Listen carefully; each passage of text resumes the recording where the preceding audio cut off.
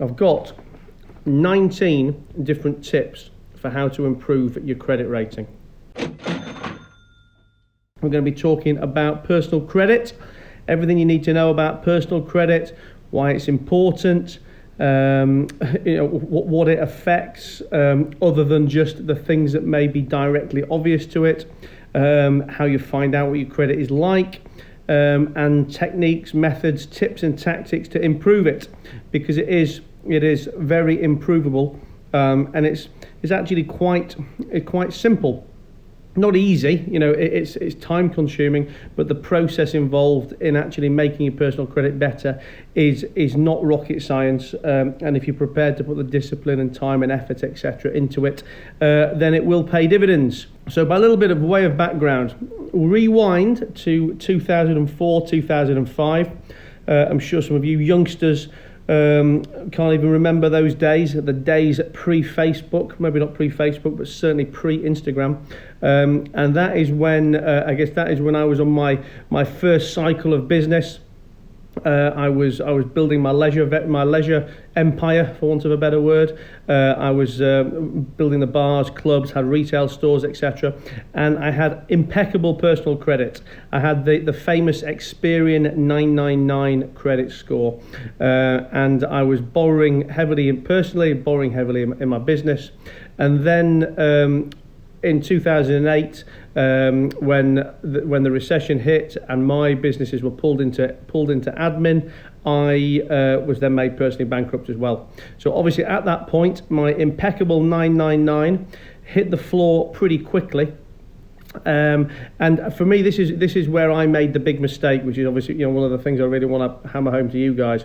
That from kind of when I was bankrupt from 2008 to 2009, at the point I came out of the bankruptcy in 2009, I would have been more than able to start rebuilding my credit life.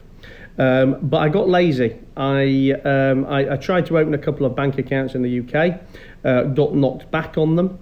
I was spending some time in the States back then anyway, so I actually had a bank account in America. I had a debit card over there, and I had my ex-wife as well at the time, who obviously still had a bank account and credit in the UK. And I got lazy and I switched off, and because it wasn't immediately easy for me to open myself a new bank account back in 2009, I just stopped trying again. And from 2009 until 2000.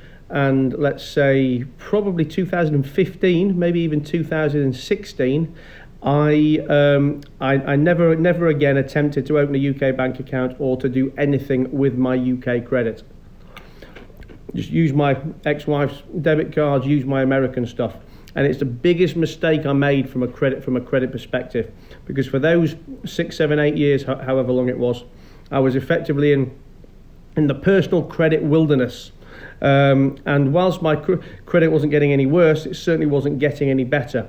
And what you're going to learn about tonight is that building that personal credit, whilst it's not complicated, it's time consuming, and there are there's some tricks, but there's no shortcut. Well, yes, there's shortcuts insofar as we can make it take, say, 2 years, not 5 years, but there's no way to fix this overnight. So until you start the journey, until you start following the process and making the effort, you will never fix it.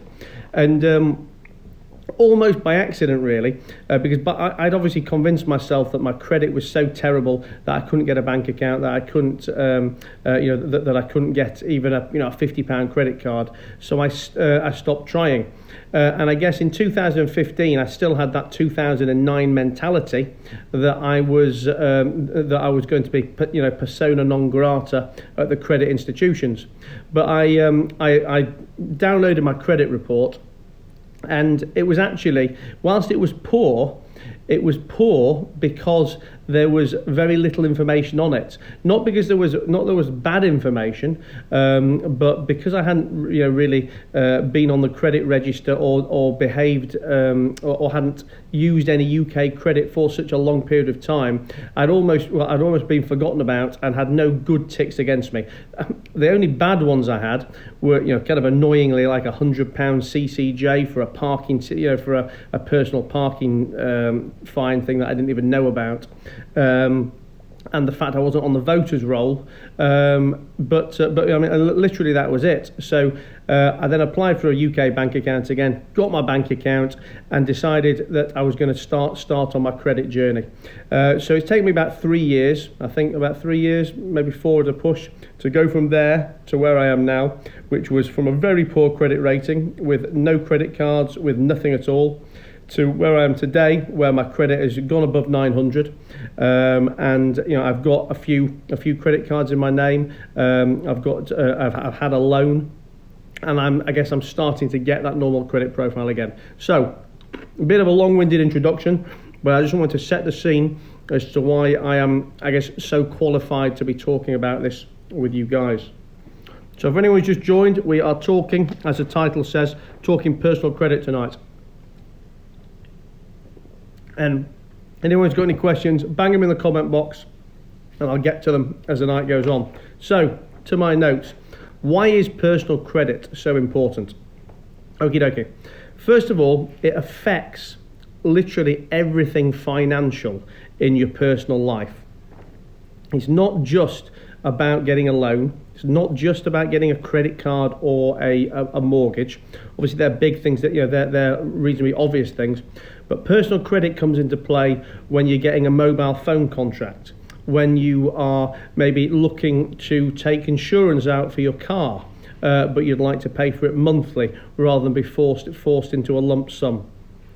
It affects which utility providers that you're going to go with. Whether or not you're going to get your gas and electricity on a sensibly priced credit in arrears profile, or if they're going to stick a meter outside your house and make you pay up front at a higher price. So many areas of your personal finances are affected by personal credit. That's number one. Very important thing, and again, this is what a lot of people don't understand or fail to appreciate.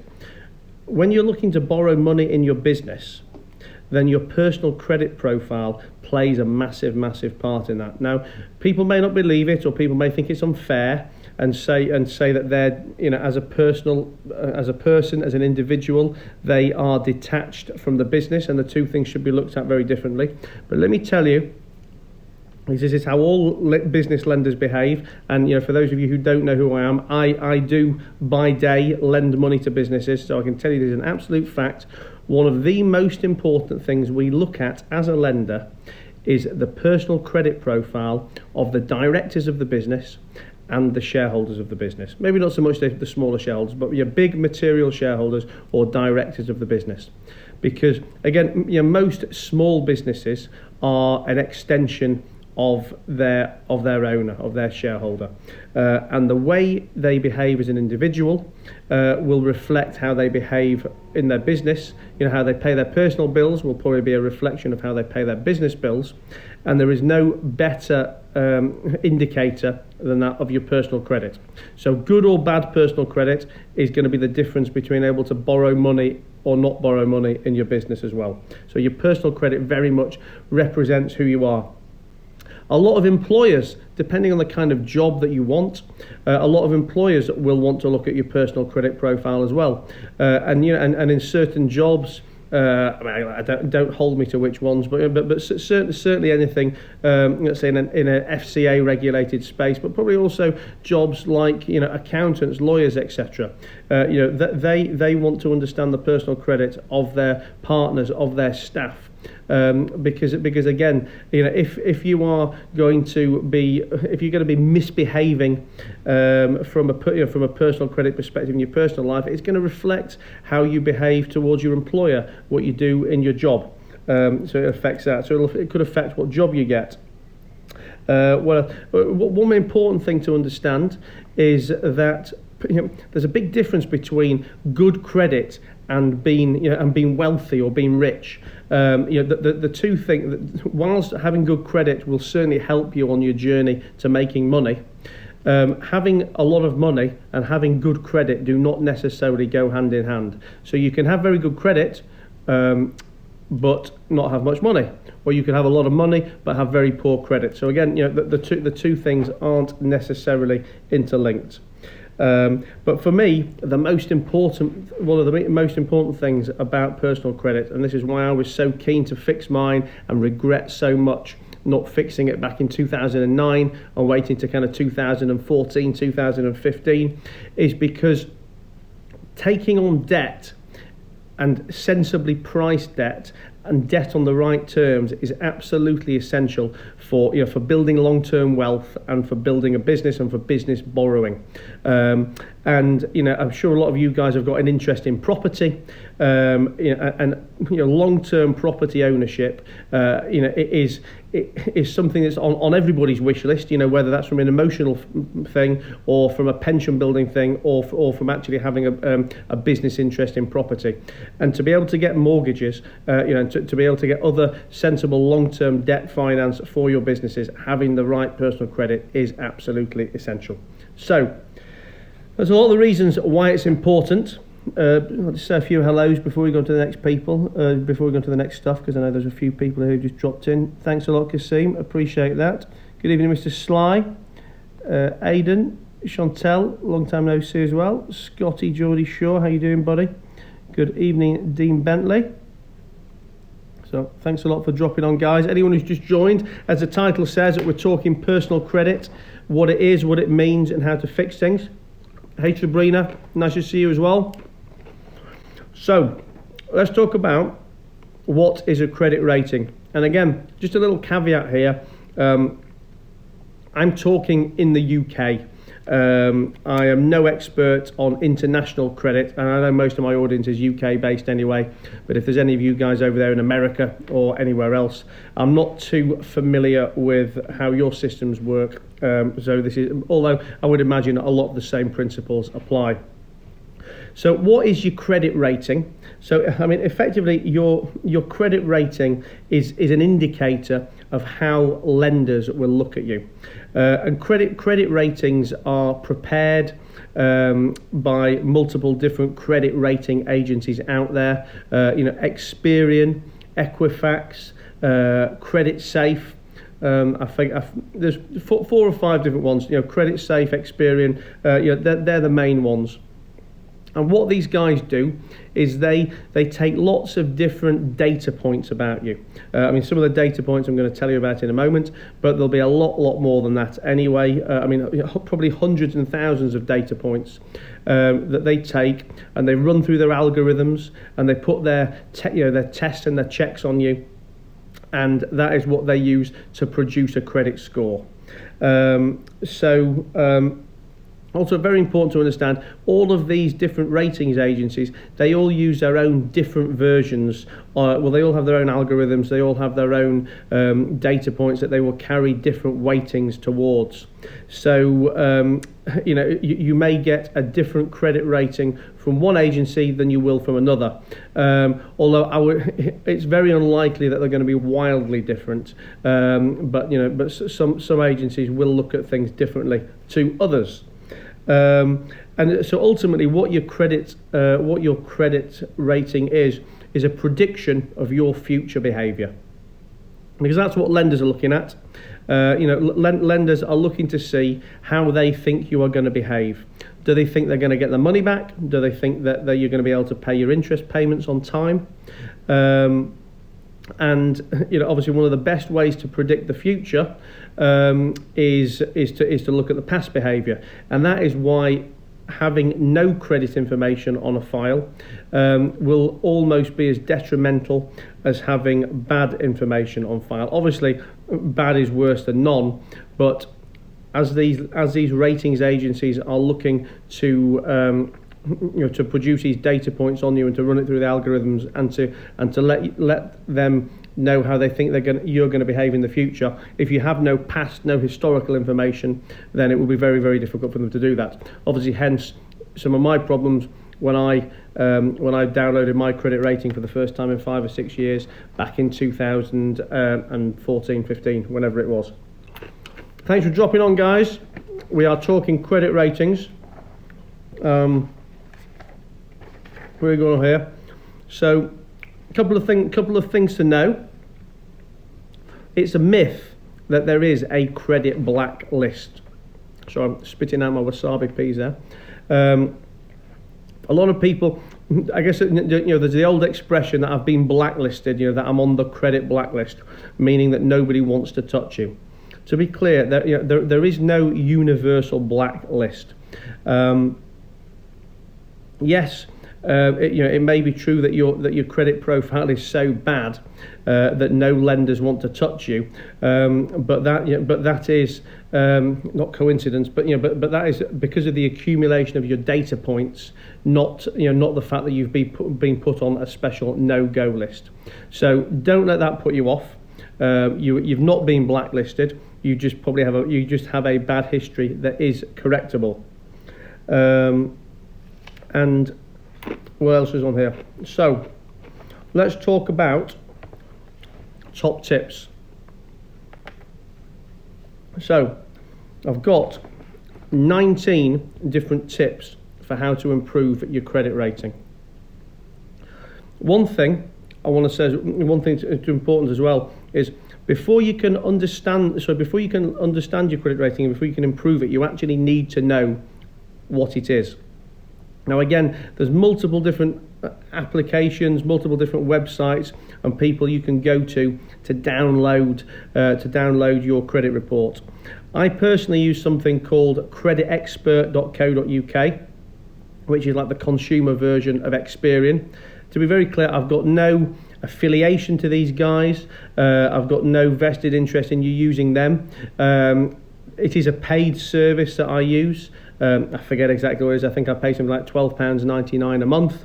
But undoubtedly there are other services out there. There will be cheaper ones. There will probably be free ones.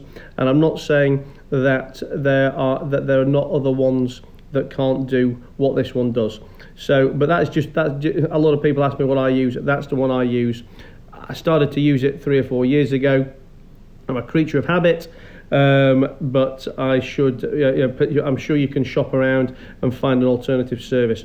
But you must find something, because unless you know what your starting point is, you can't identify what the problems are and how you can fix them. So when you download your report, it's going to give you a score. Oh yeah, here we go. Mrs. GX says it's $14.99 a month. Yeah, that sounds about right. I mean, again, to be clear, guys, as well, if you do use that service, you don't have to subscribe to it forever. You could download it, use it now, use it for a month or two, and then unsubscribe. But I do genuinely believe that if you're looking to improve your credit for the long term, if you're looking to use credit for business, that $14.99 will be an investment that will pay off in spades in the long term. But you'll download your credit report, and it will give you an overall rating, which again on the Experian one, it's anywhere between 0 and 999. I mean, whether or not you can actually have 0, I don't know. I don't think even I started that bad. But it will give you a number, and then it gives you all the information as to what makes that number up, all the good points that are working for you and all the bad points that are working against you. And that's some of the things that we're going to talk about on here. But really, really, really important is to download it so you can actually see what the problem is. Because again, I've spoken to a lot of people who've rung me up and said, "Oh, Matt, I'm getting declined for this, or I'm getting declined for the other. My credit must be really bad." But you're driving blind. If you haven't got your credit report, you don't know why why you're getting declined. You don't know why things are going wrong. So really, really important to identify what the problems were. And like I say, using me as the example, I thought my credit was diabolical. I was getting declined for things, but I didn't actually know why. And when I looked at my credit, it wasn't that it was diabolical. There was just no real history there, because I hadn't done anything credit-based in the UK for the previous 6, 7, 8 years. So there was no records about me at all to make future predictions. So, and obviously, for me, it was in a very different way forward than if I'd looked at that and found out that I had 20 CCJs and defaults all over the place. So unless you know what you're dealing with, you can't go forward. So I won't keep going on about that point. And if you don't want to use Experian and you don't want to pay for it, don't. But find something that does a similar job so that you can get the information. So, getting good credit, or rather, getting a lender to deal with you, I guess it's very much like dating. Insofar as you need to be the right match for the person that you are wanting to date. And there's going to be good, you're going to have good points, you're going to have bad points. Different people obviously have different interests in life, and the analogy there is obviously different lenders have an appetite for different kind of borrowers. So just because you get refused by one lender doesn't necessarily mean you're going to get refused by somebody else.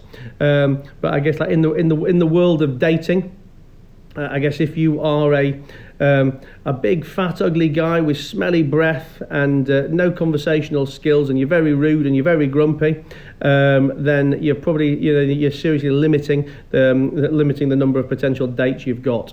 That's not to say there's nobody, but the more points that you've got working against you and the less you've got working for you, the difficult it is going to be to find that match. And it is exactly the same when you're looking for your business for your personal credit. So, top tip number 1. If you're making notes, write these down. If you're not, any of you guys who know me of old know I'm a big fan of note taking. But top tip number 1, make payments reliably. Now that may sound obvious, but it is so easily overlooked. And as we said, the algorithm for giving you a credit score is predicting your future behaviour based on your historical performance. So if you have always made your payments late or unreliably in the past, then that is a pretty good indicator that that is how you're going to continue to behave in the future. And one of the best ways to make payments on time is actually to set them up. Sorry, I'm going to come back there, guys. Just someone tell me that you can hear me, because it just said pause for bad connection. Just someone drop me a comment there saying that you can hear me, will you?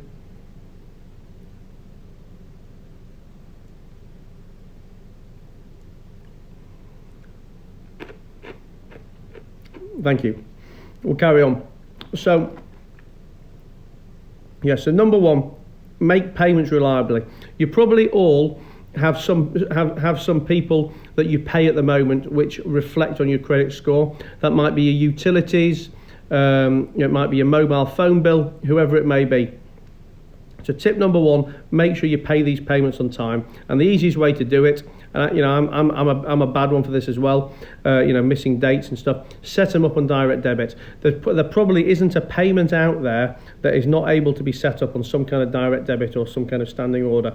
So take the pressure off you, so you don't even have to think about it, and make those payments on time. That's number 1.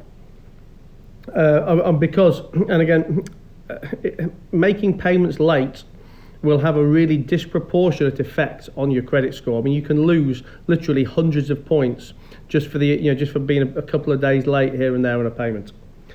Number 2, build your credit history. Now this is, I guess this is what we were talking about earlier when we're saying that it's not just about having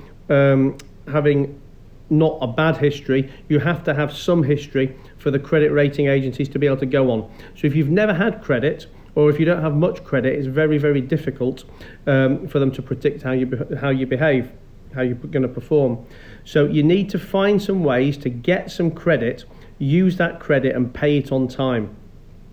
Now again, you may be thinking it's impossible because you've got such bad credit at the moment and no one's going to touch you. Listen, for anyone who's just joined late, I started this process effectively from scratch in 2015, and I started with I think I got a credit card with a £250 limit.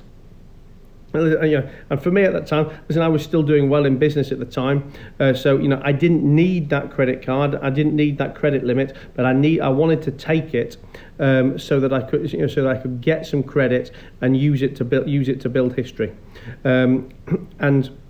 So no matter how bad you think your credit is, there will be credit providers out there that work at the very bottom of the market. You may even get less than a £250 limit. You may get a £100 limit. And you may think you don't need the credit. Don't use it. So don't use it for the sake of using it. Just use it to build up a history to show that you can pay things on time. From memory, I took out that £250 card, and every month I made sure I bought 250 quid worth of stuff with it, and at the end of every month On direct debit, go back to point number 1, on direct debit, I paid the payment in full and paid the balance down to 0. And I did the same again next month and the same again next month, and on and on and on. And eventually, I don't know how long it was, maybe 6, 7, 8 months down the line, they write to me and say your £250 credit limit is now 400 quid, it's now 500 quid. I then took a second card. Again, started off similar. I think my first card was Capital One.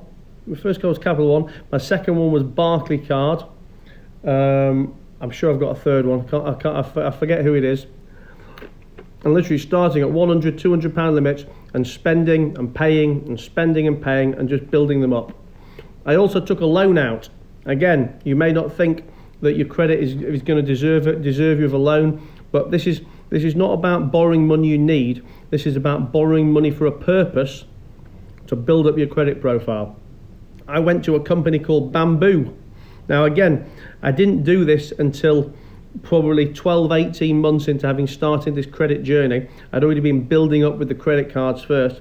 I then went to Bamboo and I used, and I think I got an £8,000 loan it was. Again, I didn't need to borrow the money, but I wanted to get that credit history.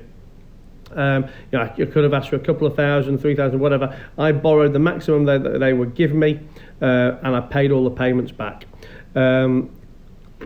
And all of these payments, again, they were made on direct debit, so that I'm making the payments reliably, and they were all going towards building back my profile. Just some people jumped in. Amy says no, don't touch Capital One. I don't know what's happened with you in Capital One, Amy. I mean, listen, I don't have a personal investment in any particular provider. If you can find someone else to do the job for you, that's fine. They were just somebody who was prepared to give me a credit card at the start of my journey. I wasn't looking to borrow money. I was paying it off each month, so I was never going to get screwed on interest rates or penalty charges and stuff. So it didn't really matter who I used, as long as someone would give me credit. Hey Stuart, good to see you.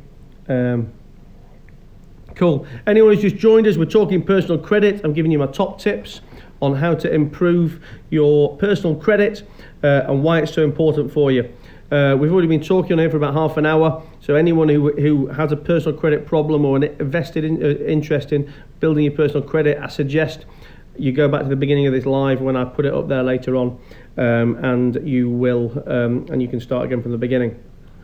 Top tip number 3, keep low credit utilization. So I don't know if you can hear me while I'm eating my wasabi peas. Keep low credit utilization. What that means is, when you have credit limits, I'm going to come to that question in a second actually. When you have credit limits, like on a credit card, if you've got a £500 limit on your credit card, depending on how much of that you're using at any one point, is your utilization of your credit. So if you've got a £1,000 credit card and you've always got £500 or £600 of debt, like hard debt that's always out there, not that you're using and paying off each month, then that means you've got 50 or 60% utilization. It's not a black mark, but let's say, okay, it's a not great reflection against you if you're always up to your limits on all your credit cards or on all your loans. Now, to be clear, I was talking a minute ago about spending and paying down at the end of the month. If you use your full card then and pay down at the end of the month, that will not carry against your credit utilization. It's only going to carry against your credit utilization when you roll over at the end of the month and don't pay it, and you make the minimum payment, and you need to carry that debt forward as hard debt. So we need to get you some credit so that you're using credit, but you don't want to be using that credit hard and carrying it forward. Now, in the research I did for this, the credit rating agencies say that whilst there's no magic number, their kind of recommended utilization is to run at around 25% of your total credit balance. So if you've got a £2,000 credit balance, so credit limit across multiple cards, then don't really want to be running more than £500 of hard debt. And by the way, like I said, I think I've got 19 tips for you here. You're going to find that some of these tips are going to contradict each other. And because there's no black and white right answer to all of this. There's different strategies, but some things do contradict each other. So you've got to use a bit of balance and a bit of common sense. Mrs. GX says, are the designated credit card companies like Vanquish and Accra beneficial or detrimental? 100% beneficial, as long as used properly. They would only be detrimental if you're taking their expensive debt and effectively not paying it off and running balances on your credit cards and making the minimum payments. Then it's not going to do you any favours unless you particularly need the money for some reason. But they are very, very beneficial because you need people like, when you're at the beginning of your credit journey, it's only people like Vanquish, it's only people like Aqua that are going to touch you. So you need to use them. You need to use them. What's next? Oh, very easy and very important one. Be on the voters roll. Being on the voters roll, registering yourself to vote at the address that you live in, is a massive tick in the box of the credit agencies. And it's a very easy one to do. All you literally need to do is apply on the online government.uk thing and register yourself at that address. Do it. If for any reason you're not registered to vote in the UK, then you want to send off your proof of residency. But if you can get on the voters roll, massive tick. So do that straight away. Number 5, be consistent on applications. Obviously, one of the things we're talking about here is that you're going to be making multiple applications for credit as time goes on, because you're going to be taking credit so that you can use it and pay it off and use it and pay it off. When you apply for this credit, you're going to fill out applications about your salary, your job, your next of kin, your number of dependent children, etc., all that stuff. Make sure the information is consistent. Don't be writing on one form that you earn 20 grand a year, and the next form you earn 50 grand a year, and you're making these numbers up. Because the credit card companies have fraud checkers as well. And if there's inconsistent information, that's going to bring up red flags. So be truthful and be consistent. A lot of the time, sometimes people are inconsistent because they're being fraudulent. A lot of the time, people are inconsistent because they just don't know the answers or they're being lazy. Don't do that. Get the information right before you fill it down. What's going on here? What's anyone saying? Mother says, with the rise of customers in financial difficulty, please ensure that your hints and tips come with a warning. Do not borrow unnecessarily. Not everyone is as sensible with money as you may think. That actually is on here. So you know what? There, look.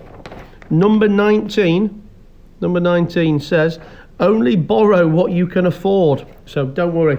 I was going to come to that later on. And Amy Evans says, is it still an advantage to stay living at the same address for X number of years?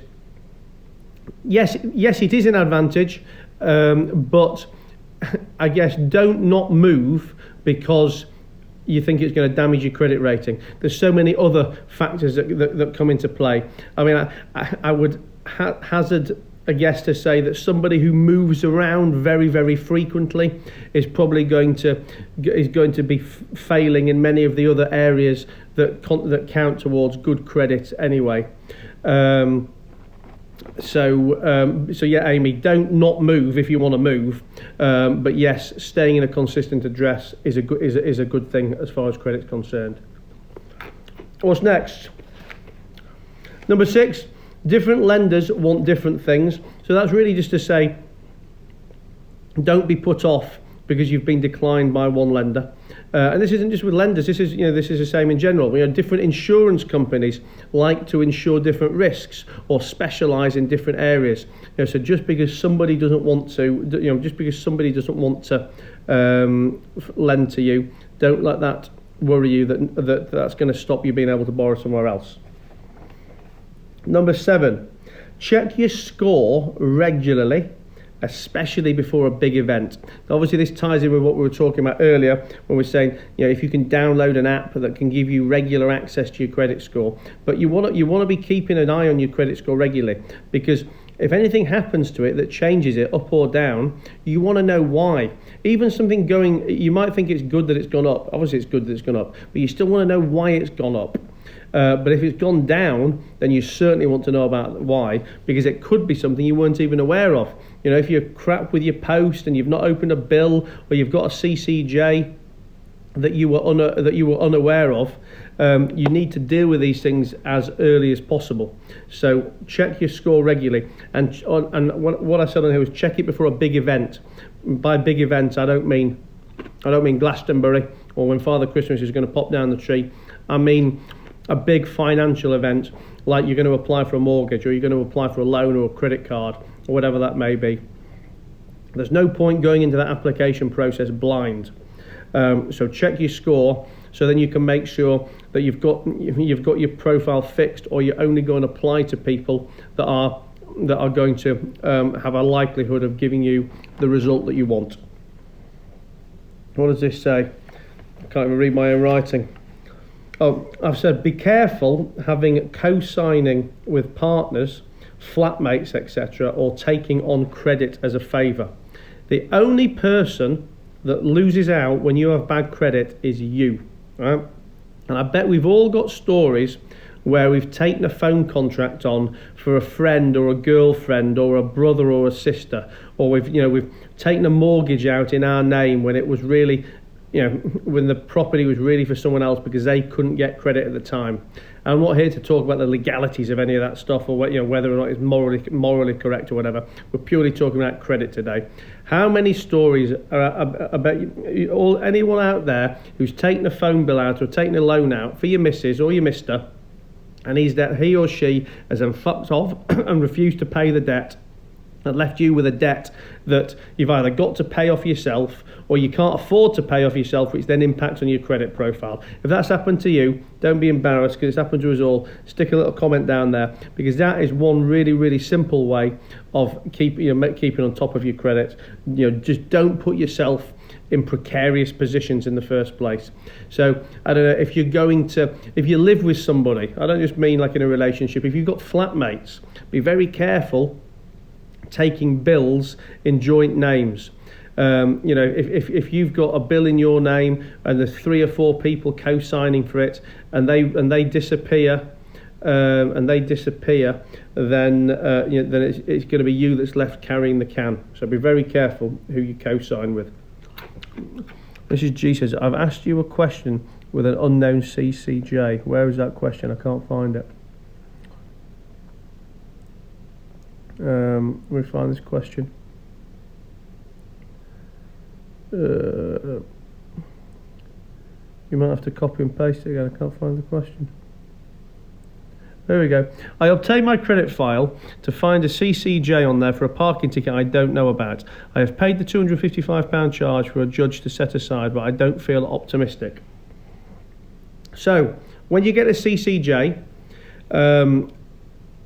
there's 2 things. When a CCJ first arrives at your house, first of all, it shouldn't be a surprise to any of you. I'm not commenting on you here, Mrs. G. I'm just saying in general. Normally, if you're opening the post, etc., you should know what's going on. However, if you don't, because there are some unscrupulous companies out there, particularly a lot of these dodgy car parks, you could end up getting a CCJ that you don't know about. When it first arrives on your door and says you've got a CCJ, you've got 28 days, I think it's 28 days, it's basically a month. You have a month to make payment in full before it actually gets put on your credit file. So if you do that, you will never ever have a register of a CCJ on your file. If you don't pay it during that time, it gets registered. You are then able to pay it at any point thereafter. And once you've paid it, you write to the judge and you say that you've paid it, you show the information, and he will set it aside, and if it's been paid, it will be basically satisfied. Well, But just because it's satisfied, it still then unfortunately sits on your file. I'm going to say it sits on there for 5 years. I think it's for 5 years. And actually, this is the main black mark I had on my file, which then corrected itself last weekend, which is why my credit score went up dramatically. When I did my credit score for the first time back in 2015-16. I had a parking ticket on there for a couple £100 as well. So I didn't know anything about it. I wrote off and I paid for it. So it showed on my file as satisfied, but it sat there for like the last 4 years. Now it's obviously better to have a satisfied CCJ than an unsatisfied CCJ. But having it on there at all is not going to do you any favours. But unfortunately, once you've got it, and you'll have to wait for it to drop away. Unless it was genuinely incorrectly registered against you, in which case you can be applying to have it set aside and effectively removed from your file completely. Although I can't talk about the individual circumstances of that. I'm not a lawyer, I'm just talking from a credit perspective. But if you genuinely shouldn't have had something, then yes, you can apply to have it set aside. But if you have got something on your file, then you can pay it. And you may not want to pay it. And again, this is something I've seen from a lender's perspective all the time. Stubbornness and principles do not do you any favours when it comes to your credit file. I mean, I've seen people on a regular basis who've got, let's say, a £400 CCJ, which is preventing them borrowing money. And I say to them, but you need to get that CCJ cleared from your file. And they say, oh no, that is an old phone bill that I took out for an ex, and I don't want to pay it because it's not really for me. Listen, I get you, right? I get that you don't want to pay it, but the bottom line is, no lender cares. You've taken credit out in your name and you haven't paid it. So ultimately, any blemishes on your file are your responsibility and affect you and you alone. So don't take don't take a stand of principle that Claire, who ran off and left you with £1,000 on your credit card, you're not paying it. You got to pay it. It's tough, but it is what it is. Mrs. G says, I had no idea. I went on my file in November and I found it in January. It says destroyed my score for 6 years. Can you get it totally removed? If it was genuinely incorrect, genuinely incorrect, then yes, you can get it removed. But that's more a question for a lawyer. But speak to a lawyer, speak to the legal, the citizen advice, etc. If it really should never have been there, then yes, you can get it removed. But if it's just that you didn't, if you have incurred the cost, or if the debt was yours, the mistake was yours, but you just never opened the post, or they wrote to the wrong address or whatever, then it's much more difficult. Kelly Wallace says, if you have a debt management plan, DMP for anyone watching is a debt management plan, can I still improve my score, or will I get no credit until it is paid? I don't believe lenders will know you're in a debt management plan specifically. They'll ask you, but that's up to you whether you declare it. The only things they can see on your credit file are if you've been made bankrupt or if you're in an IVA. However, the reality is, if you're in a debt management plan, you are probably going to have shock credit anyway, because you're going to have defaults, you're going to have arrears. Whether people may not know you're in a debt management plan, but the sheer fact you're in a debt management plan means you haven't been keeping up with your obligations. So it's going to dramatically impair your score, and it's probably going to be very, very difficult to get credit until it is paid. And again, I'd need to understand your individual circumstances, but I would question why you'd be looking to get more credit until you've sorted your old credit out. But that's probably not a conversation for now. What else is on here? Number 9, delink if you split up. So again, on your credit file, you'll probably see that you've got linked people or linked addresses. Historical addresses, maybe your husband, your wife, people who you've shared credit with at an address. When you're linked, you're effectively responsible for that. If you split up with your husband, wife, boyfriend, girlfriend, flatmate, whatever, contact the credit agencies and let them know, so that they don't continue to treat you two together. Very, very important. I'm going to, by the way, guys, I think we've only got 10 minutes left on this live, so I'm going to start picking up the pace a little bit. Number 10, minimize applications. So the more times you apply for credit, the more you basically get like a mark against you every time you apply for credit. Now, obviously, look, if you need credit, it's inevitable that you do apply for credit. But if you're applying for credit every day, then that is going to seriously hamper your score. And now this is one of the beauties of using like the Experian $14.99 thing a month that I use, because all the credit agents, because all the lenders use people like Experian, they can actually look at your Experian can look at your report and tell you which lenders you are likely to get credit with, which means you don't need to apply and you don't need to burn any lives. If I go on my credit file now, I can say, hey, Experian, I'm looking for a credit card. Who's likely to accept me? I actually did this the other day, and it gives me a list of about 10 people. And these ones, it says I've got 100% chance of applying, of getting credit if I apply. And these ones here say you've got no chance of getting credit if you apply. So if I hadn't checked that, I wouldn't know, and I could have applied for credit with one of these guys and got knocked back. And I was always going to get knocked back because I don't fit their criteria, but it counts as a mark against me. So if you use the eligibility checkers, it's going to save you burning any lives. So very, very, very important, very beneficial to do. Hearts and Soul says, is an upgrade on like a phone classed as new credit?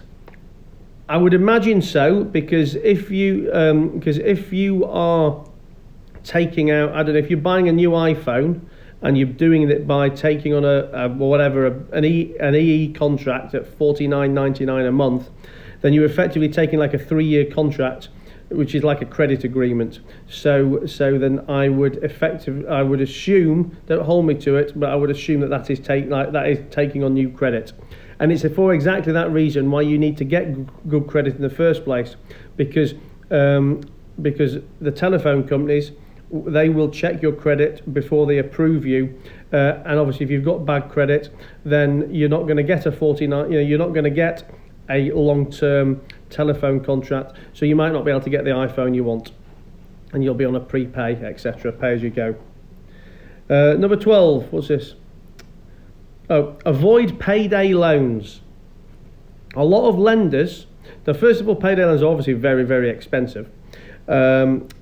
Now, but even if you've paid them off, a lot of lenders have basically said that if they see on your credit file that you have had payday loans in the past, then they will use that as a black mark against you and not want to give you credit, because they feel that people who take payday loans are not very good at managing money and probably irresponsible with credit. Now look, I'm sure there's people listening to this or watching this that say, well, what if I need the money? I need the money. Sometimes I just have to take the payday loan. There's probably better ways for you to get the money out there than a payday loan, and that might be with a credit builder credit card or a very small long-term loan. But there are better and cheaper and better methods perceptionally than a payday loan, so avoid them where you can. If you have a mortgage, when you make the mortgage payments, it counts towards your credit. It obviously builds your credit score up. So if you're a renter, you may not get you won't get that benefit because you don't have a mortgage. But there is something called the Rental Exchange Initiative, and if you pay your rent on time, then that will count towards building your credit score up as well. So if you've never owned a house, and maybe you're not even looking to own a house, you're missing out on the chance to build up credit by paying your mortgage payments on time. But look into the Rental Exchange Initiative, because you can get credit for making your rent payments on time. Number 14, don't pay a credit repair company. Anyone out there who offers to fix your credit in return for a payment from you is a scam. There is nothing they can do for you by taking your money. Everything I'm telling you on here now, this is stuff that you can read up, you can research on.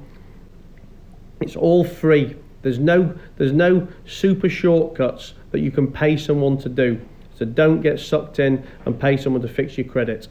You've got to do it the hard way. the long way. You need to find out what the problems are, you need to fix the problems, and then you need to start doing good things consistently, making payments on time. Number 15, apply for credit before a big life change. So if you're about to be made redundant, or you're about to go off on maternity, or change jobs or whatever, if you think you're going to be needing credit, apply before, because if you if you have a drop in income or an extended period without a job, etc., these are going to adversely affect your credit. So apply as early as you can. Number 16, cancel any unused or old credit cards. I know this is something that was slightly contradictory to what I was saying earlier, but if you've got credit that you're not using, again, it can be a mark against you having excessive credit. So if you need credit, take it. But if you've got credit that you're not using, and you've got a lot of credit that you're not using, you know, the old store card from Debenhams or Tesco's or whatever it may be, that you just don't use anymore, cancel those cards, give them up, and reduce the credit that you have against you. And that can be a good mark for you. Number 17, reduce debts with savings. If you have got savings and you have got debt, then there is going to be a counterbalance there. You're going to be getting 0.0 something on your savings, and you're going to be paying something horrendous on your debt. Use your savings and pay off your debt. It's going to be cheaper for you, and it is going to be a good mark against you that you are not overutilising your credit. If you've got any unfair defaults, fight them. This goes back to what Mrs. G was saying earlier. Sometimes you will have something on your credit file that just shouldn't be there. It's a genuine mistake, or it's genuinely unfair. I can't give you specific advice on this because every circumstance is going to be different. But contact the Financial Ombudsman, contact the Citizens Advice, contact a lawyer if you can afford to. But if there is a genuine, and also ring the credit ratings agencies, because like if you've got a default against you with Experian, ring Experian and they'll talk to you about it. But if something's unfair, then fix it. And number 19, which I told you was on there, which is whatever that very grumpy person said to me earlier, only borrow what you can afford. Because this is why you end up in a pickle in the first place. And it's very easy when you're on that debt treadmill to keep taking more debt to pay off old debt, and keep taking more debt to pay off old debt. But that is a slippery slope. And if you do end up in a predicament whereby you can't pay your existing debt, the answer is not to take more debt. The answer is, at that point, you need to go and deal with your creditors. You need to man up, put your hand up and admit that there's a problem, and ask for forgiveness and delays on payments. Because a lot of the time, lenders will actually, like particularly now during COVID, for example, lenders will give you grace on your payments if you talk to them. The best thing any lender can ask for is that you pay your payments on time every time. The next best thing a lender can ask for is that you communicate with them, notify them of problems ahead of time, and then stick to your word with whatever commitments you're going to make. And if you do that, you've got a fighting chance that they actually won't default you and they actually won't fall out with you. Communication is always key in lending, in borrowing, in business, in life. And if you can't do what you've committed to do initially, admit to that as early as possible. And you will find that people are a lot more forgiving than you think they're going to be. Guys, we've got 2 minutes left on this live until it kicks off. So I hope you found that useful. I know a lot of you have dropped off, so I hope I've not bored you all to tears. But I do genuinely recommend going back to the beginning and watching it again, because all the advice I've given you is very, very actionable, implementable, simple, and I've done it all myself, and I still do it all myself today, because although my credit's improved, it still isn't where I want it to be. Mrs. G says, I'm on furlough in the events industry and my creditors have been brilliant. 100%. I mean, listen, now is a time when you're going to get a lot more grace than in normal times, but you have all of the big lending businesses. They don't want the reputational risk, the politics of coming after people hard, of kicking people out of the houses, of being called loan sharks, etc. So as long as you communicate with them and try and deal with them in a reasonable manner, they will work with you. And as Mrs. G says, the whole world has been in a predicament of late, so lenders are being more amenable than ever before. Hope you guys have found that useful, and if you guys have got other topics that you want me to talk about in the future, then drop me a DM, and I will definitely do something else next week. Enjoy your night, guys. Stay safe. Hope some of you guys are getting back to work, starting to get back to a bit of normality, and I look forward to seeing you all again soon. Bye bye.